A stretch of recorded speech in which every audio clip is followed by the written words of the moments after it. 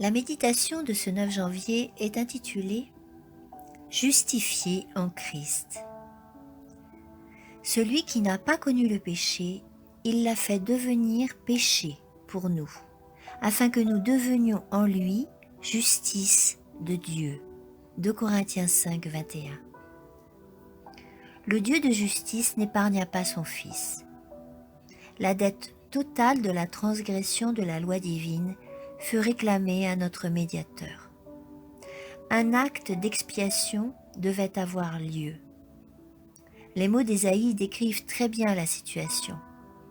Il a plu à l'Éternel de le briser par la souffrance, mais il était transpercé à cause de nos crimes, écrasé à cause de nos fautes. Ésaïe 53, 10 et 5. Jésus-Christ subit la pire des punitions pour nos transgressions et la justice fut rendue. La loi n'est pas abrogée, elle n'a pas perdu un iota de sa force. Au contraire, elle demeure et conserve toute sa valeur. La mort du Christ sur la croix témoigne de son immuabilité. Ses exigences ont été satisfaites et son autorité subsiste. Dieu n'épargna pas son Fils unique. Pour démontrer la profondeur de son amour pour les êtres humains, il le livra pour nous tous. Voici l'agneau de Dieu qui ôte le péché du monde. Jean 1, 29. Il mourut sur la croix. Il était l'égal de Dieu, mais il fut tourné en ridicule et raillé par la foule.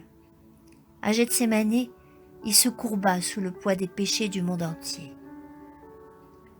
La peine fut-elle remise parce qu'il était le Fils de Dieu? Les manifestations de la colère divine lui furent-elles épargnées parce qu'il prit nos péchés sur lui?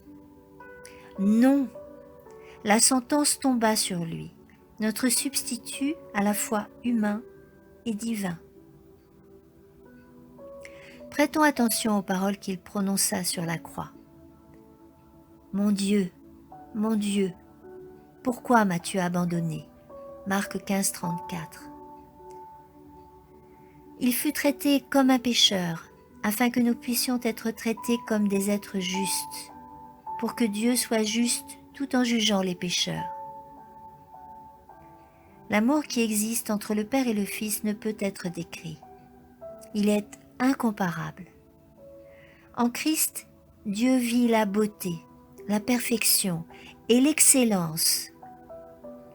Que le ciel s'émerveille et que la terre s'extasie, car Dieu n'épargna pas son Fils unique, mais accepta qu'il soit fait péché pour nous, pour que tous ceux qui croient soient couverts de la justice de Dieu en lui. Les mots ne suffisent pas pour décrire l'amour de Dieu. Nous croyons en cet amour, nous nous en réjouissons, mais nous ne pouvons le comprendre pleinement. Amen.